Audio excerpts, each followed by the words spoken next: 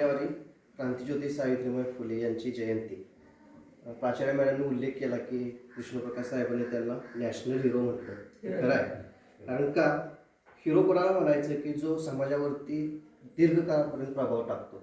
सावित्रीबाई फुलेंचं धाडस काटेसरांनी सांगितलं. त्यातले 3 गोष्टी मला सांगायला वाटतात की आजही जेव्हा एखाद्या स्त्रीला मूल होत नाही आणि मूल दत्तक घ्यायची वेळ येते तेव्हा आपण आपल्याच नात्यातली मुलं शोधतो, ती अगदी जवळच्या नात्यातली. पण सावित्रीबाई फुलेंना असं कधी वाटलं नाही. त्यांनी काशीबाई नावाची युवा स्त्री जिला फसवलं होतं आणि फसवणूक झाल्यानंतर ती मूल झालं आणि ती आत्महत्या करायला निघाली होती, ते मूल दत्तक घेतलं, त्याला शिकवलं आणि डॉक्टर केलं. किती मोठी मनाची उंची होती त्यावेळची पहा. ज्या वेळेला स्त्रियांचा नवरा मारला जायचा, मेला जायचा, त्यावेळेला स्त्रियांचं केशवपन केलं जायचं आणि ही केशवपनाची प्रथा चुकीची आहे, ती बंद करावी म्हणून सावित्रीबाई फुले यांनी नाभिकांचा संप घडवला. हा देशातला पहिला नाही तर जगातला पहिला संप आहे की तिथे नाभिकांना सांगण्यात आले की अशा प्रकारे स्त्रियांचे केश विद्रूप करून जे 4 पैसे मिळतात ते पैसे घेऊन तुमचा संसार सुखाचा होणार आहे का.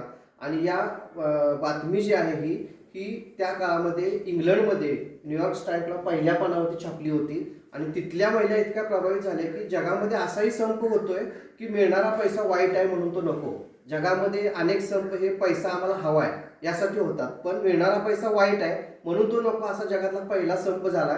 म्हणून इंग्लंडमधल्या बहिणींनी त्या काळामध्ये काही पैसे वर्गणी गोळा केली आणि इथल्या नाभिकांसाठी तिथून पाठवली. सावित्रीबाई फुलेंचं आणखीन एक धाडस तुम्हाला पाहिजे असेल तर जेव्हा महात्मा फुल्यांचा मृत्यू झाला 28 नोव्हेंबरला, तेव्हा अंत्यविधी कुणी करायचा हा प्रश्न होता.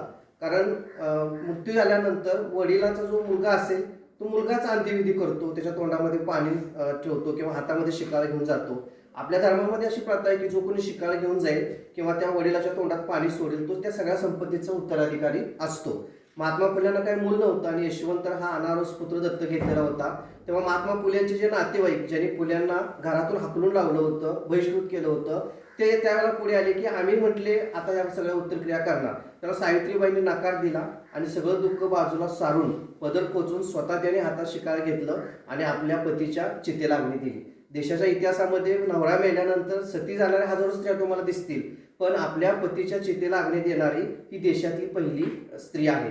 सावित्रीबाईचं सगळ्यात मोठं त्यांच्या आयुष्यातलं धाडस कुठलं असेल तर ती 1893चं मला असं वाटतं. 1893ला या देशात पहिली हिंदू आणि मुस्लिमांची दंगल मुंबईमध्ये घडली आणि ही दंगल घडल्यानंतर इतकी जाळपोळ व्हायला लागली, एकमेकांची लोक डोकी फोडायला लागली, घरं जाळायला लागली, एकमेकांविषयी प्रचंड द्वेष तिरस्कार निर्माण झाला होता हिंदू आणि मुस्लिमांच्या मध्ये. त्यावेळेला कुणीही ती दंगल शांत करायला पुढे येईना.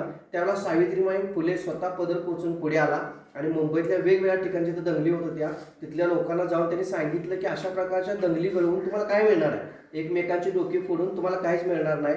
जी स्वार्थी राजकारणी आहेत त्यांची घरं भरतील पण तुमचं जे नुकसान होईल ते कधी भरून निघणार नाही. आणि आश्चर्याची गोष्ट म्हणजे त्यांनी हे प्रयत्न सातत्याने केले. नारायण मेघाजी लोकांनी त्यांना साथ दिली आणि त्यावेळेला 1893 साली मुंबईमध्ये एक भाईचारा सभा झाली, ज्या सभेला 50,000च्या वर हिंदू आणि मुस्लिम एकत्र आलेले होते आणि त्यांनी अशी शपथ घेतली की इथून पुढे आम्ही एकमेकांच्या विषयी कुठल्याही प्रकारचा द्वेष करणार नाही, तिरस्कार करणार नाही किंवा एकमेकांना हिंसेनं मारणार नाही. इंग्रज अधिकाऱ्यांनी त्यावेळेचा रिपोर्ट लिहून ठेवला आहे की मी इतक्या साऱ्या लढाया पाहिल्या की लढाया करत असताना आता तलवारी घेऊन लढणं खूप सोपं आहे, पण अशा प्रकारे एकमेकांच्या विषयी प्रचंड द्वेष आणि कटुता पसरलेली असताना अशा समुदायामध्ये जाणं, त्यांना समजावून सांगणं आणि त्या समुदायाला एकत्र येऊन एकताची शपथ घ्यायला लावणं हे फार मोठं क्रांतिकारी कार्य आहे आणि ते सावित्रीबाईंनी केलं. अशा एका स्त्रीची जयंती आपण साजरी करतोय. हे लक्षात घ्या की तिनं फक्त 4 शब्द शिकवले असं नाही, तिचं कार्य इतकं विशाल आहे की तेवढं कार्य भारतभरामध्ये नंतर कुठल्याही स्त्रीनं केलेलं नाही. आणि अशा स्त्रीची प्रेरणा घेऊन आपण पुढे जात असताना आपण देखील किती मोठं काम करायला हवं याची प्रचिती मॅडमने व्याख्यानातून दिली की तुम्हाला तिथे तसं करायला पाहिजे. कारण फक्त महापुरुषांच्या जयंत्या करायच्या, हार घालायचे आणि मग व्याख्यान ऐकायचं निघून जायचं असं नाही, तर त्यांच्या कार्यातून प्रेरणा घेऊन आपणालाही तसं होता येतंय का, तसं काही करता येतंय का. भले तेवढ्या उच्च दर्जाचं नाही करता येईल पण त्यातलं काही ना काही तर आपण